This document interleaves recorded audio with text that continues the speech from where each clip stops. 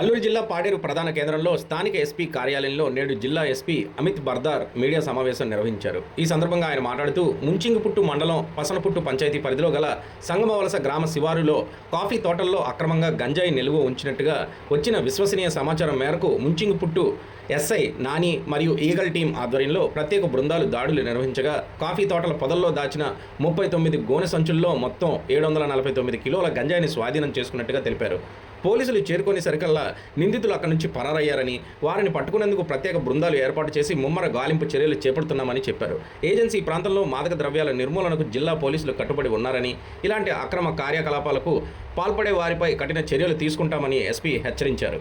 ఈరోజు పిలవడం జరిగిన మనకి నిన్న ఈగల్ టీంతో సహా జిల్లా పోలీస్ ముంచింగ్పూట్ పోలీస్ స్టేషన్ పరిధిలో మనకి ఒక జాయింట్ ఆపరేషన్స్ చేయడం జరిగిన మనకి పంచపుట్టు పంచాయత్ సంగంవాల్స విలేజ్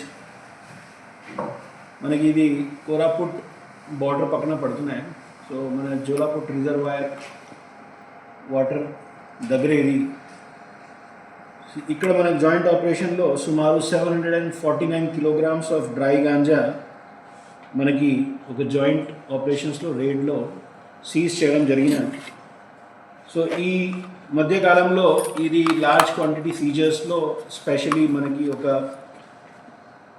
కొండ పైన అండ్ మనకి ఆల్రెడీ ఐడెంటిఫైడ్ రూట్స్ గాంజాయి మన ఏఎస్ఆర్ ప్రాంతం నుండి మిగతా రాష్ట్రంలో ఎక్కడెక్కడ వెళ్తున్నా దాంట్లో ఇది ఇంపార్టెంట్ మండల్ మంచింగ్పూట్ అక్కడ అది సీజ్ చేయడం జరిగిన. ఈ క్రమంలో ఇప్పుడు మన ఇన్వెస్టిగేషన్ నడుస్తున్నాయి. కొంతమంది పైన మనకి ఆల్రెడీ సర్వేలెన్స్ పెట్టడం జరిగినాయి. కొంతమంది అబ్స్కాండింగ్లో కూడా ఉన్న ముద్దాయి వాళ్ళు మనకి టీమ్స్ వెంటనే వాళ్ళని అరెస్ట్ చేస్తున్నాయి. అండ్ ఈ క్రైమ్తో మనకి మీ అందరికీ అవగాహన ఉన్న ఫిబ్రవరి నెలలో ఎండ్ ఆఫ్ ఫిబ్రవరి సమయంలో అప్పుడు కోరాపుట్లో ఒక పెద్ద ఆపరేషన్ చేయడం జరిగిన కోరాపుట్ పోలీస్ తరపున.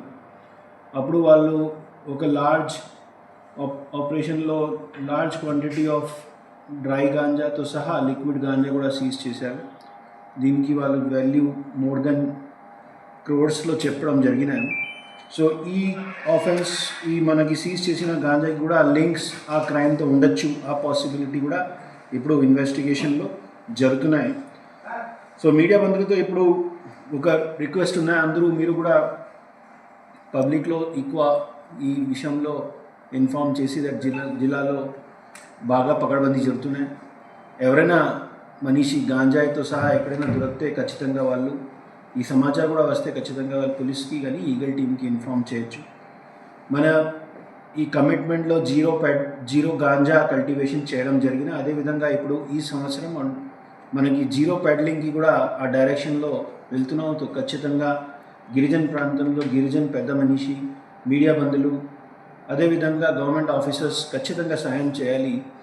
ఎందుకంటే ఈ ప్రాంతం నుండి పెడ్లింగ్ చేసిన వాళ్ళు మ్యాక్సిమం ఈ గిరిజన చిన్న పిల్లలు ఉంటున్నాయి, 17-18 ఇయర్స్, కొంతమంది అన్ఎంప్లాయిడ్ యూత్ ఉంటున్నారు 25 ఇయర్స్ ఏజ్ వరకు, వాళ్ళు ఈ క్రైమ్లో ఇన్వాల్వ్ అవుతున్నాయి. సో మనకి ఒక సోషల్ రెస్పాన్సిబిలిటీగా దీన్ని పకడ్బందీ చేయాల్సిన ఉన్నాయి. ఆల్రెడీ జిల్లా తరఫున వాళ్ళకి స్కిల్ డెవలప్మెంట్ ఇనిషియేటివ్స్ జరుగుతున్నాయి. అదేవిధంగా ఆల్టర్నేటివ్ క్రాప్స్ లాస్ట్ ఇయర్ మనకి ఇవ్వడం జరిగిన, ఈ సంవత్సరం కూడా ఈ ప్రోగ్రామ్ కంటిన్యూ అవుతున్నాయి. సో ఖచ్చితంగా ఈ రకాల ఎక్కడైనా డంప్స్ కానీ ఎక్కడైనా మనకి ఆర్గనైజ్డ్ వేలో గాంజాయి ప్యాడ్లింగ్ ఎక్కడైనా జరుగుతున్నాయి, ఖచ్చితంగా మనకి దృష్టిలో మీడియా బంధువులు కానీ ప్రజలు పెడితే వాళ్ళని ఒక రివార్డ్ పాలసీలో కూడా ఫర్దర్గా తీసుకువెళ్తున్నాం.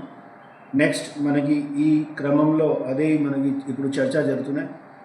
ఎప్పుడైనా పాసిబిలిటీ ఉన్నా ఒక ప్రాపర్గా ఫార్ములేట్ చేసి ఈగల్ టీమ్కి దృష్టిలో వెళ్ళి, బికాజ్ ఇప్పుడు రాష్ట్ర వ్యాప్తంగా ఈగల్ ఈ విషయంలో చూస్తున్నాయి కాబట్టి వాళ్ళని ఈ ప్రోగ్రామ్ని టేకప్ చేయడం జరుగుతున్నాయి.